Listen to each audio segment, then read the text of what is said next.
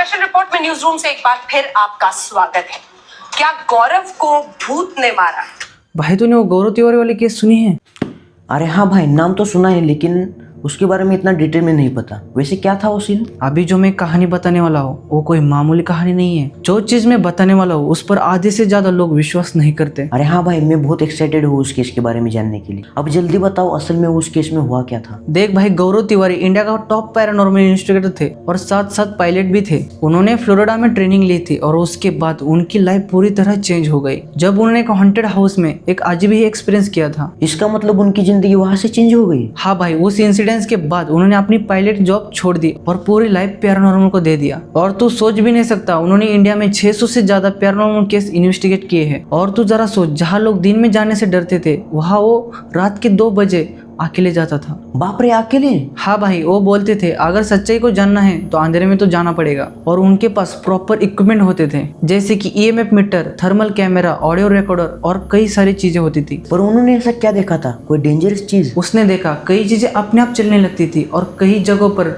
Footstep की आवाज record हुई थी। और भाई सिर्फ इतना ही नहीं, उसने एक पुराने हवेली में रात के 3 बजे एक निकलता हुआ शैडो कैप्चर किया था। क्या बोल रहे हो भाई, सच में शैडो फिगर? मुझे तो भरोसा ही नहीं हो रहा। और बार बार ऐसी चीजें कैप्चर करने की वजह से उनके साथ कुछ अजीब भी होने लगता था। और सिर्फ इतना नहीं, कई बार उनको लगा कि मेरे पीछे कोई खड़ा है। भाई यार, मुझे तो सुनकर ही डर लग रहा है। उनको तो कितना लगता होगा। हाँ भाई, आखिर वो इंसानी तो है, उनको भी डर लगा ही होगा। लेकिन फिर भी उन्होंने काम नहीं छोड़ा। वो हमेशा कहते थे अगर मैं पीछे हटा तो डार्कनेस जीत जाएगी। हाँ, पर उनकी डेथ मिस्टीरियस कैसे हुई? हाँ भाई, यही से कहानी में ट्विस्ट आता है। मौत के 1 हफ्ता पहले गौरव के बिहेवियर में अचानक बदलाव आने लगे थे। कौन से बदलाव भाई? और वो अचानक फैमिली को उठाकर बोलते थे कि कोई है मेरे कमरे में, वो मुझे देख रहा है। और कभी कभी घर की लाइट्स अचानक ऑन ऑफ होने लगती थी। और इन सब में उनके डॉग का रिएक्शन सबसे डरावना था। वो कुत्ता उनकी कमरे की तरफ देखकर भौंकता नहीं था, सिर्फ गुर्राता था। भाई एनिमल से ऐसे रिएक्ट नहीं करते? और भाई, गौरव तिवारी की मौत के 2 दिन पहले उन्होंने अपने खास दोस्त को मैसेज किया था। वैसे क्या लिखा था उस मैसेज में? उस मैसेज में ऐसा लिखा था, अगर मेरे साथ कुछ हो जाए